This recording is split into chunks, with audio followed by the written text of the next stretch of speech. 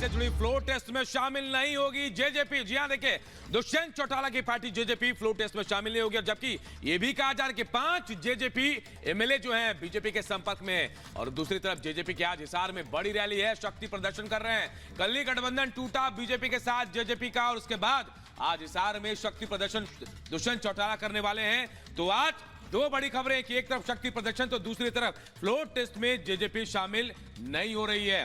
5 जो बीजेपी के विधायक हैं वो शामिल हैं। सूत्रों के हवाले से खबर आ रही है कि वो बीजेपी के संपर्क में हैं।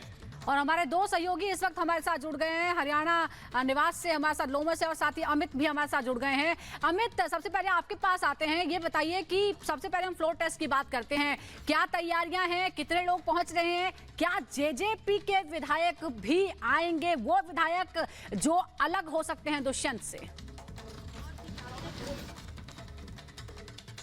देखिए सुजाता, इस वक्त मैं विधानसभा के ठीक बाहर खड़ा हूं। तस्वीरें देखिए, मुख्यमंत्री नायब सिंह सैनी पहुंच चुके हैं और लगातार जो मंत्रियों का काफिला लगातार विधानसभा पहुंच रहा है। जो सवाल आपने पूछा था क्या जेजेपी के विधायक शामिल होने वाले हैं फ्लोर टेस्ट में, वो शामिल नहीं होंगे।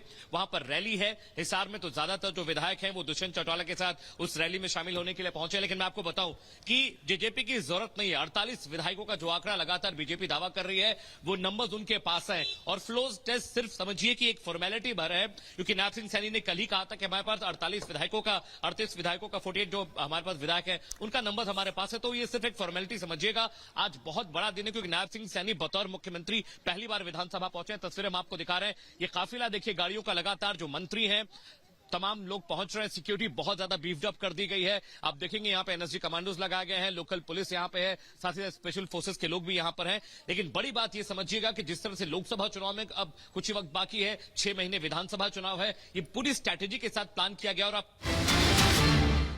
को भारत लाके उनके बच्चों को रोजगार देना चाहते हो? मेरी तो ये बात बिल्कुल समझ से परे है। बीजेपी वाले पूरी दुनिया से बिल्कुल उल्टा चल रहे हैं। पूरी दुनिया में कोई भी देश अपने पड़ोसी देशों के गरीबों को अपने घर नहीं लाना चाहता। पड़ोसी देशों के लोगों को अपने देश में आने से रोकने के लिए पूरी दुनिया में हर देश तरह तरह के कानून बनाता है, बॉर्डर पे दीवारें लगाता है, बॉर्डर पे बिजली की तारें लगाई जाती हैं ताकि पड़ोसी देश का कोई भी व्यक्ति हमारे देश के अंदर ना आ सके। बीजेपी शायद अकेली पार्टी है पूरी दुनिया की जो पड़ोसी देश के गरीब लोगों को अपने देश में घुसाने के लिए दरवाजे खोल रही है, बिल्कुल उल्टा कर रही है। एक और बात है सोचने की, पिछले 10 सालों में 11 लाख से ज्यादा भारत के बड़े बड़े अमीर उद्योगपति और व्यापारी भारत छोड़ के चले गए। ये लोग भारत में फैक्ट्री चलाया करते थे, इंडस्ट्री चलाया करते थे, बड़े बड़े व्यापार किया करते थे, लाखों लोगों को नौकरी देते थे, रोजगार देते थे। ये बीजेपी की गलत नीतियों और उनके अत्याचार से तंग आके भारत छोड़ के चले गए। अगर बीजेपी को लाना ही है तो इन लोगों को वापस भारत लेके आओ ना, जो भारत छोड़ के चले गए। ये भारत आएंगे, इनके पास पैसा है, भारत में इन्वेस्ट करेंगे, नई नई फैक्ट्रियां खोलेंगे, नए नए व्यापार खोलेंगे, अपने बच्चों को रोजगार मिलेगा। ये क्या बदतमीजी है कि बांग्लादेश के, पाकिस्तान के और अफगानिस्तान के लोगों को हमारे देश में लाके बसाएंगे और उनको हमारे बच्चों के हक के रोजगार उनको देंगे। ये लोग कह रहे हैं कि 2014 के पहले आए हुए घुसपैठियों को इन नागरिकता दी जाएगी। ऐसा नहीं है, ये तो शुरुआत है। एक बार ये सिलसिला चालू हो गया, एक बार दरवाजे खुल गए तो फिर बहुत बड़ी संख्या में पाकिस्तानी और बांग्लादेश से लोग भारत में आने लगेंगे। आज बीजेपी कह रही है 2014 के पहले आए हुए लोगों को ही नागरिकता दी जाएगी। देख लेना, अगले चुनाव में ये बीजेपी वाले इस तारीख को बढ़ा के 2024 कर देंगे कि 2024 के आए हुए पहले वाले लोगों को दी जाएगी, और फिर इसे और आगे बढ़ा देंगे। मोटी मोटी बात यह है कि पाकिस्तानियों और बांग्लादेशियों के लिए भारी संख्या में भारत आने के लिए बीजेपी सरकार ने दरवाजे खोल दिए।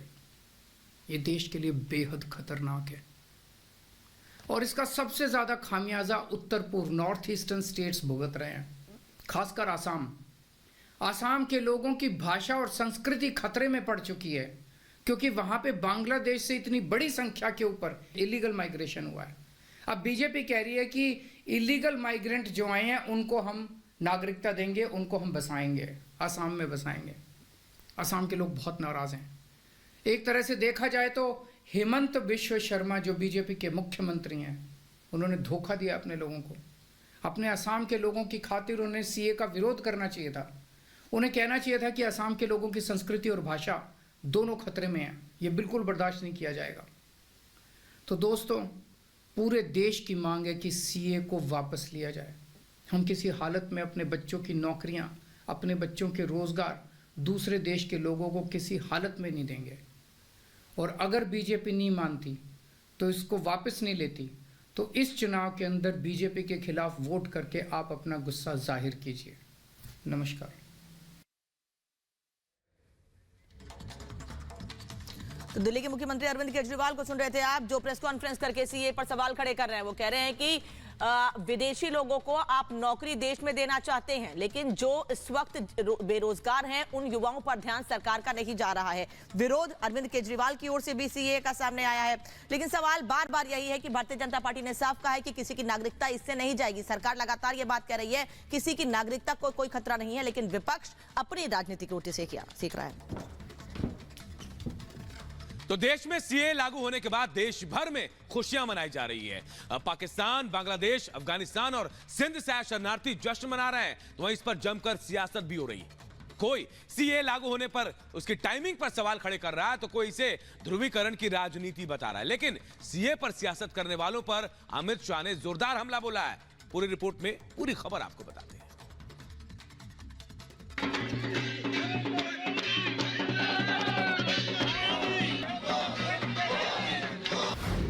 सीएए पर सियासत, विपक्ष की बढ़ी आफत।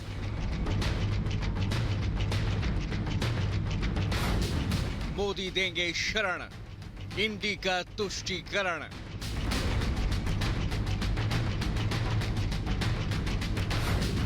विपक्ष बस भड़काएंगे, मोदी 400 पार जाएंगे।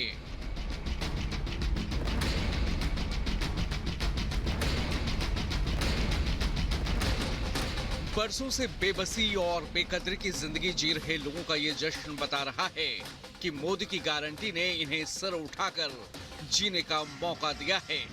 जिस सम्मान का इंतजार ये बरसों से कर रहे थे, वो मोदी सरकार इन्हें देने जा रही है।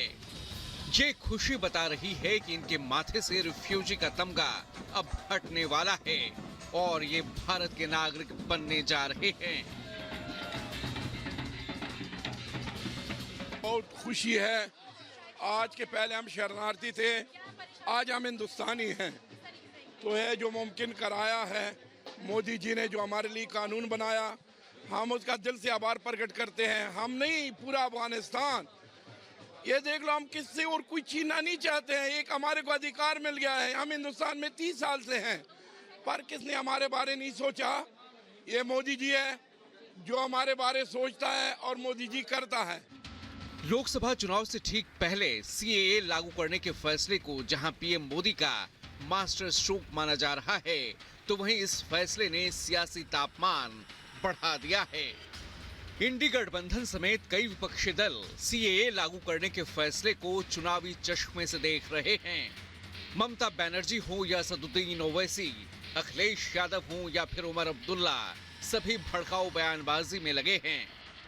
इलेक्शन का ब्यूगल बजने से चंद दिन पहले सीएए का नोटिफाई किया जाना, शायद इसी से पता चल जाता है कि इसके पीछे मकसद क्या है। जाहिर सी बात है कि बीजेपी मजहब का इस्तेमाल करना चाहती है आने वाले पार्लिमानी इलेक्शन में। सीएए को आपको एनपीआर और एनआरसी से जोड़कर देखना जरूरी है। क्या अमित शाह पार्लियामेंट में मेरा नाम लेकर नहीं कहे थे कि ओवैसी जी एनपीआर एनआरसी भी आएगा? क्या अमित शाह कई टीवी इंटरव्यूज में नहीं कहा था कि एनपीआर एनआरसी आएगा? जब सीएबी था, बाद में सीएए वो एक्ट हो गया, वो जब सीएबी बिल था, जब उनका ऑन रिकॉर्ड इंटरव्यू है पार्लियामेंट में, उन्होंने कहा है। सीएए लागू होने के बाद सबसे ज्यादा बौखलाहट पश्चिम बंगाल के सीएम में देखा जा रहा है। जो कानून नागरिकता देने का काम करेगा, उसे लेकर दीदी अल्पसंख्यकों में भ्रम पैदा कर रही हैं। अपनी बात में वजन डालने के लिए सीएम ममता ने रमजान का सहारा लिया।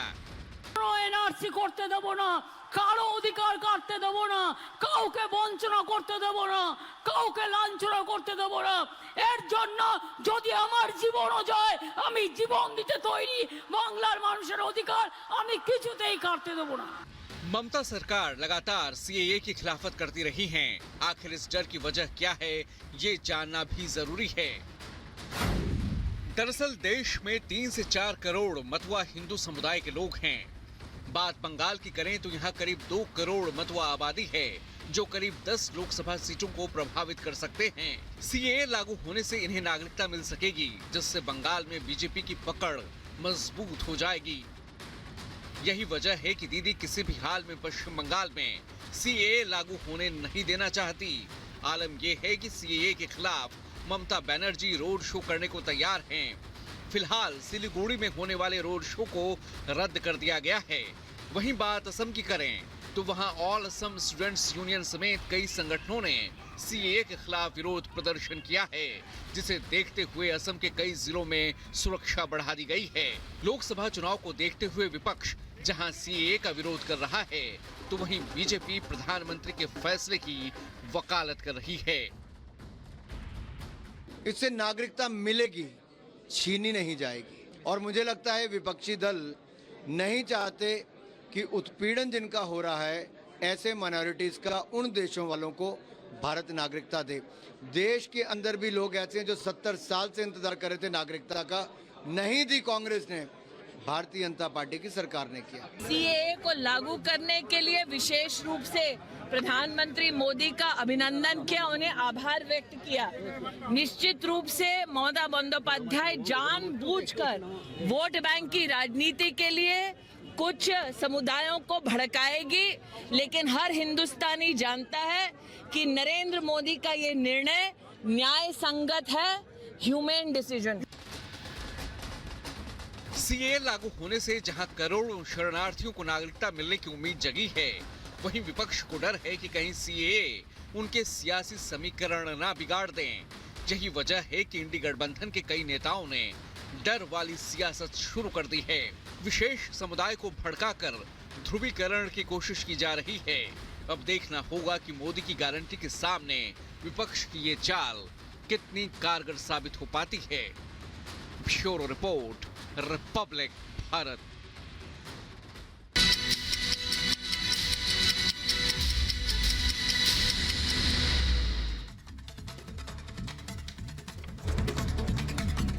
आज इलाहाबाद हाई कोर्ट में मथुरा कृष्ण जन्मभूमि मामले पर सुनवाई। 18 मामलों को लेकर दाखिल याचिका पर होगी सुनवाई। जस्टिस मयंक कुमार जैन की सिंगल बेंच करेगी सुनवाई। माफिया मुख्तार अंसारी हथियारों के फर्जी लाइसेंस मामले में दोषी करार। वाराणसी की एमपी एमएलए कोर्ट आज सुनाएगी सजा। मुख्तार को हो सकता है आजीवन कारावास। दिल्ली शराब घोटाले में मनीष सिसोदिया की एक क्यूरेटिव याचिका पर आज सुप्रीम कोर्ट में सुनवाई होगी। सिसोदिया की जमानत याचिका सुप्रीम कोर्ट ने 30 अक्टूबर को खारिज कर दी थी। हरियाणा के नए मुख्यमंत्री नायब सिंह सैनी का फ्लोर टेस्ट को लेकर बड़ा दावा। 48 विधायकों के समर्थन का दावा किया। हरियाणा के सीएम बनने के बाद नायब सिंह सैनी ने आज विधानसभा सत्र बुलाया। सदन में बहुमत साबित करेगी बीजेपी सरकार।